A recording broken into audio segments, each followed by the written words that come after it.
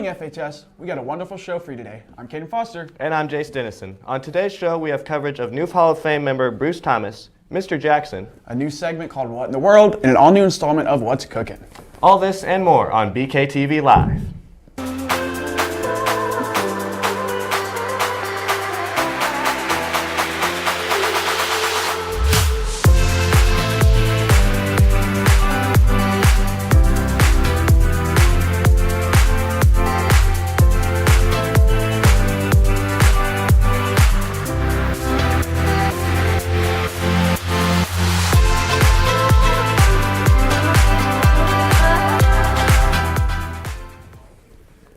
At the most recent Hall of Fame induction, Bruce Thomas joined the esteemed group of former Farmington students who have gone above and beyond in their lives.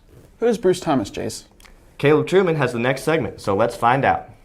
In mid-November of 2022, Bruce Thomas was inducted into the Farmington Hall of Fame. Born in Bonne Terre November 30th, 1957, Bruce Thomas would attend Franklin and Jefferson Elementary School and then would go on to attend Farmington Middle School and Farmington High School. Just to name a few things that Bruce Thomas did well at FHS, he was part of the Student Council, Honor Society, Symphonic Band, and the choir, and also played football, basketball, and tennis. He graduated in 1976 and would go on to join the Air Force after high school. I just love watching things fly. I'd sit out at the airport in Farmington and watch planes fly around.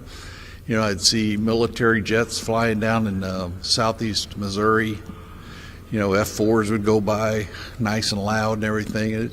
That's just what I wanted to do. So I told myself, you know, I'd like to be an astronaut sometime. A couple years later, I figured out that most astronauts were military pilots. So I started pursuing how can I become a military pilot. I had a neighbor who showed up, moved in next door, that was a Air Force colonel, had just retired, and I got his wisdom of how to get in the military. Well, we trained weekly. You know, like I was a full-time guy out at Whiteman Air Force Base over there in western Missouri, and you know I'd fly usually 3 days a week. You know, and those days, you know, it's not combat. We're simulating combat. Well, we've got to fly all the way down to Fort Leonard Wood, you know, in Missouri to drop our bombs and the range and everything down there. So you're always training, but it's always you're flying the airplane. It's always fun. The A-10 was definitely the most fun because it was the most maneuverable. I flew it for 20 years. You know, so just me. There is no backseater. Even the first flight you ever fly in it, you're by yourself. It's not trying to hurt you, but it can do all kinds of things. It can, you know, drop bombs, shoot the gun. It can fly air-to-air combat. It just, everything about the airplane is fun. Mm-hmm. Now, is it hard? Sure it is. I mean, you have to stay up on it. You know, a lot of things you're learning and forgetting and learning and forgetting all the time. You know, you're in a very dynamic aviation environment. I was an instructor pilot for a really long time.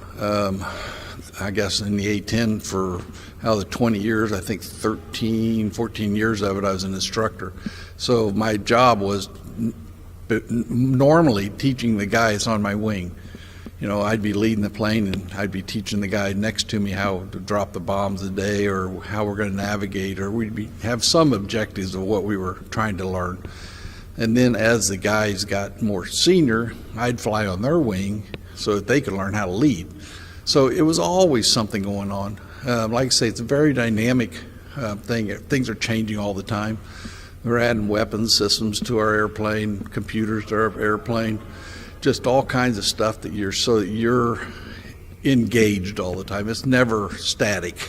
So flying fighters, you know, single seat fighters is a very rigorous job. It's hard on your body. There's lots of things going on, and I was getting to be about 40 years old.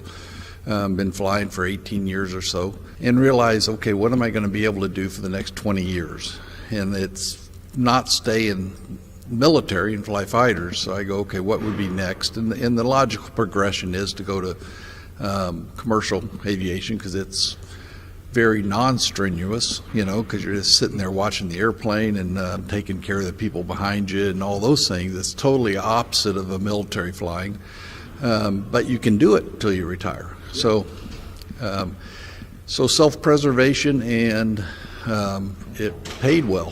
it was a good way to make a living for the next 20 years. The guy, my first officer, I was captain most of the time. First officer reads his checklist. I reply to what the stuff reads and everything. If he's flying, I'm flying. We're going back and forth. It literally, every flight happened exactly the same way.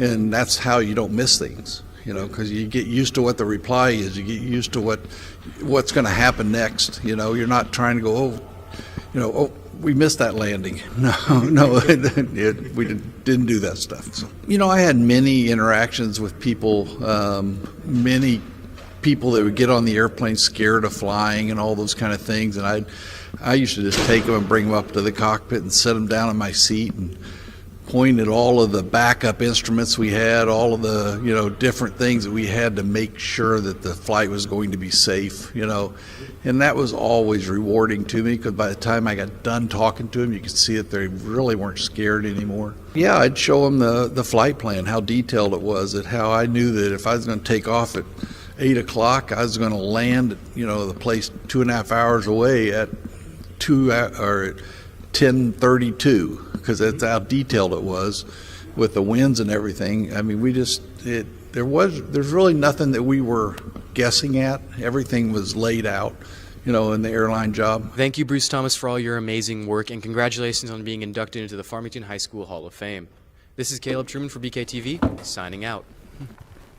Bruce Thomas is certainly deserving of his induction into the Farmington Hall of Fame. We now move to a segment by Colin Roth and Trent Galzinski, who sat down with Mr. Jackson to find out about his past and what led him to where he is today. Mr. Jackson, now a teacher here at FHS, is beloved by many, but what did he do before coming back to Farmington High School after graduating from here? Let's find out more. I went to school a lot. After high school, I went to William Jewell College, which is in Liberty, Missouri. So right outside of Kansas City. I studied music there. I have a Bachelor's of Science from there. When you study music, you concentrate on an area. So I concentrated on voice. After that, I went to get a Master's of Music from Southwestern. Actually, it was a Southwestern seminary, and that's where I got a Master's of Music. And that's also where I started to work with the Fort Worth Symphony. And then after that, I went to Duke University to the Divinity School, got a Master's of Divinity, which is a hybrid degree of theology and philosophy and history. I did a lot of things before coming to Farmington High School. I was a music librarian for a while when I was in college, while I was at William Jewell. I did that for work study, and then I also worked a little bit in the sound studio there. I was a janitor for a while. I worked as a conductor's assistant. That was for the symphony chorus for the Fort Worth Symphony.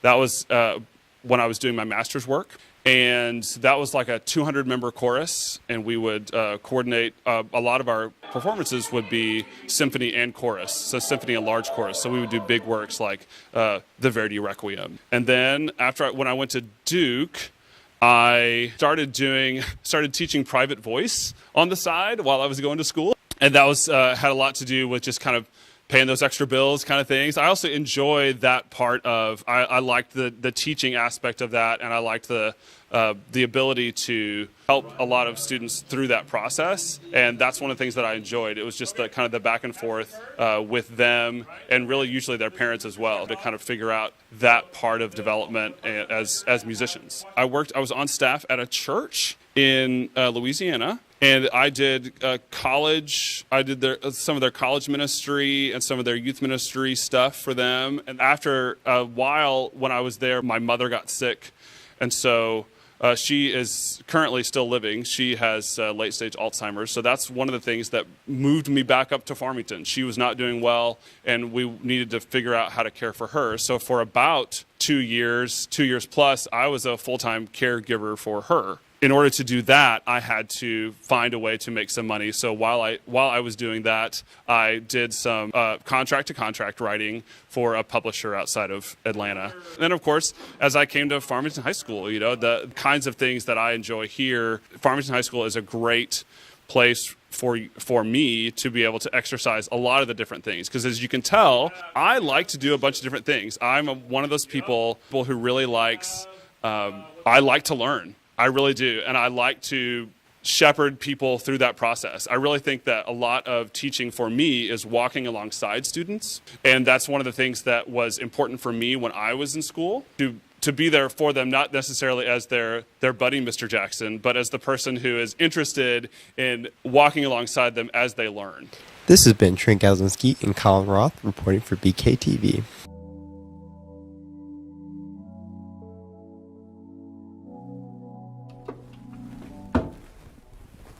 Our sincere condolences go out to Mr. Jackson and his family with the loss of his mother. Now, we move on to our real-world news segment called Stuff That Matters. Our first story today comes from the Sunshine State. Governor Ron DeSantis of Florida recently signed a law limiting the type and style of books that are allowed to be in a Florida classroom. The new law requires teachers to get approval for each book, resource, and video that they will utilize in their classroom. This law's purpose has been advertised as protecting students from woke agendas, but in reality, it's really nothing but an attack on accurate history and current events. Secondly, the U.S. Supreme Court heard arguments on Tuesday regarding President Biden's student loan forgiveness program. Several of the justices seem poised to overturn the loan forgiveness program. The program has been criticized by many since it did not receive approval from Congress, but rather used executive power enacted by Biden. Eli Lilly and Company, who are the producers of insulin, announced Wednesday that it plans to cap insulin cost at $35 per month. This move comes after immense public outcry over the company's often considered obscene cost. It's not clear if this cost reduction will last or if it is only temporary, but the move will assist individuals who require the drug to live. Finally, a story out of the state of Tennessee, where the state legislature passed a law classifying drag performances as exotic dancing. This law would outlaw anyone under the age of 18 from being present at a drag show, and also would make it a felony to be in drag outside a club setting. Governor Bill Lee says he plans to sign the bill into law, despite a photo surfacing from his high school years when he himself dressed in drag. The move is being criticized as an attack on the LGBTQ+ people and a solution to a problem that simply does not exist. Moving back into our show, hey Jace, you ever heard of Mexican Coca-Cola? I cannot say that I have. What's the difference? Well, me, Nate, and Mark have the details on Mexican Coca-Cola and its differences from American Coca-Cola in our new series called What in the World? Welcome to What in the World, a brand new series here on BKTV. On this show, we'll be exploring different cultures on what they eat, drink, and do differently from us. On Season 1, Episode 1, we will be comparing regular Coca-Cola to Mexican Coca-Cola. The key difference between the two is that in Mexican Coca-Cola, they use cane sugar, and in American Coca-Cola, they use high fructose corn syrup. Mexico is actually one of the world's largest sugar producers, and it provides more than $1 million and millions of jobs to Mexicans. As a result, in 2002, Mexico imposed a new law which placed a 20% sales tax on soft drinks made with high fructose corn syrup in the country. The tax halted corn syrup imports from the United States and also helped restore the million-ton-a-year sugar industry, which supports up to 3 million Mexicans. The tax also helped level the playing field between cane sugar and high fructose corn syrup industries. We decided to ask some of you guys what your favorite soda was, and here's what you guys had to say. All right. What's your favorite soda, Eli? Baja Blast. What's your favorite soda? Sprite. What's your favorite soda, sir? Dr. Pepper. You know, got hit with the grape soda, you know, gas. Fanta on Granny. What's your favorite soda? Pepsi. Just normal Pepsi? Yep, Pepsi. That's the Mexican Coke. Do you know what Mexican Coke is, by chance? No. Well, actually, we're doing a segment about that right now. Oh, that's exciting. Yeah, what a coincidence. Wow. I can't wait to learn more about Mexican Coke. Yeah, I can email you that. That's fantastic. All right, thank you. Thank you for your time, sir. Oh, thank you. All right. I'm looking forward to it. Wowzers. Sprite was a lot more powerful than I thought it would be. Personally, my favorite soda is Baja Blast Zero. What about you, Mark? Mine's got to be cream soda.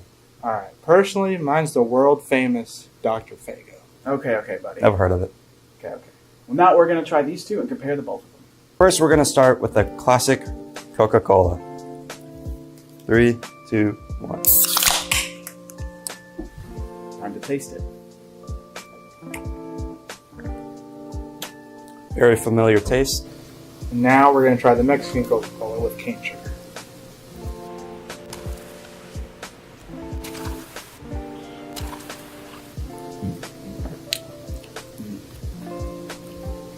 I think you can taste just a slight difference. I think it's a little less sugary and a little less sweet. The Mexican Coca-Cola goes down a lot smoother than the American Coca-Cola does. Personally, I prefer the Mexican Coca-Cola over the American one. How about you guys? Me personally, I still prefer cream soda.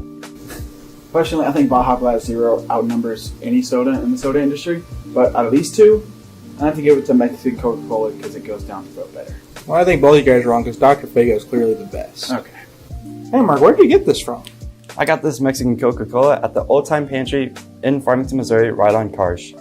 Did you guys know it's only $1 more than the cans of Coca-Cola, costing $1.99? Reporting for the BKTV, I'm Caden. I'm Mark. And I'm Nate. And that's all the time we have for this episode of What in the World? Wow, I didn't know there was such a storied history behind Mexican Coca-Cola. Thanks again to Mark, Nate, and myself for that story. To end off today's show, Sam Morrow and Chris Orr take us through the process of making a delicious quiche. Take it away, Sam and Chris. What's up, FHS? And welcome back to a brand new episode of What's Cooking. And to kick off our mornings, we're going to be making one of my personal favorite breakfast dishes, quiche. But before we do that, let's get some input from the students. Oh, this guy wants to be interviewed. What is your favorite breakfast food? Probably cinnamon French toast sticks from the frozen box. That's actually a really good answer. What about you? Probably waffles. Shout out to Waffle Shop. Alec, what's your favorite breakfast food? What's your favorite dinner food? What's your favorite breakfast food? Bacon. Eggs. What's wrong with our school? We're never going through the lunchroom again. Lunch blows. Let's go. Michael, hey, what's your favorite breakfast food? I like waffles. What about you? Waffles. Good answer. Still have audio? Excuse me, sir, what is your favorite breakfast food? Bacon. Just bacon? Yeah, just bacon. All right, good answer. What about you? Ma'am, what is your favorite breakfast food? Favorite? Honestly, sausage. Good answer. Excuse me, sir, what's your favorite breakfast food? Bacon. Just bacon? Yeah, just bacon. Boring, but good answer. Mrs. Bales, what is your favorite breakfast food? Waffles. Good answer.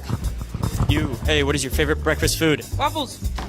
Oh, They're on my socks. That's awesome. Excuse me, what is your favorite breakfast food? Pancakes. Okay, good. What about you? Okay, well, you can't swear. What about your favorite breakfast food?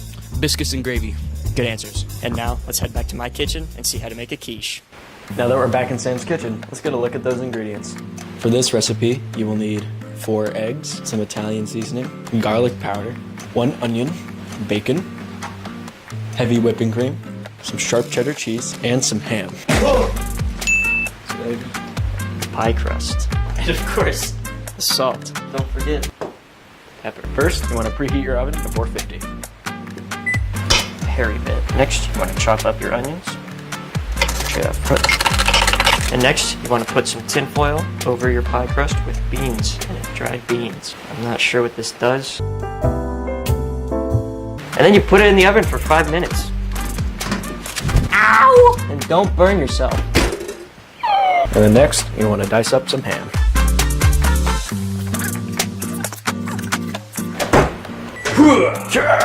Oh yeah, that's all right. Oh yeah, that's bacon. Holy thing is going on. And then next, you want to take your pie crust out of the oven. And then next, you want to dice up your bacon. That looks like bacon. And next, you want to add your eggs, whipping cream, and seasonings into the bowl. Shoot, dude, 2 egg? 2 egg technique. This guy's not in there. This guy's a pro. I am no novice. We don't have this. 1. 2. 1. That's 2. Okay, that's closer. Wait. Generously.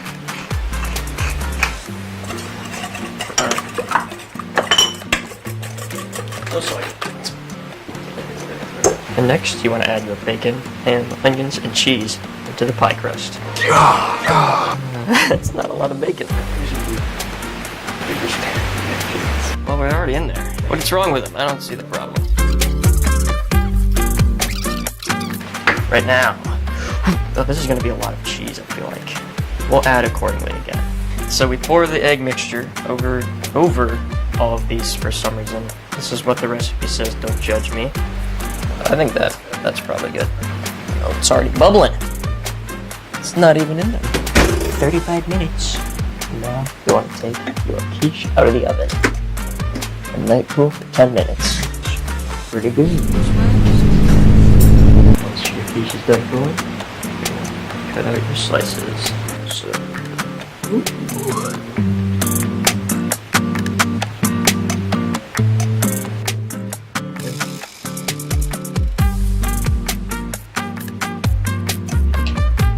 That's not bad. Okay. Yeah. That's pretty good. Good job, guys. I'm actually surprised. I thought this was going to be really bad. That's it for this episode. Make sure to tune in next time on What's Cookin'. Compared to all the other stuff they make, this one actually looks pretty edible. I know, surprising, right? For now, this has been Caden Foster And Jace Dennison for BKTV Live.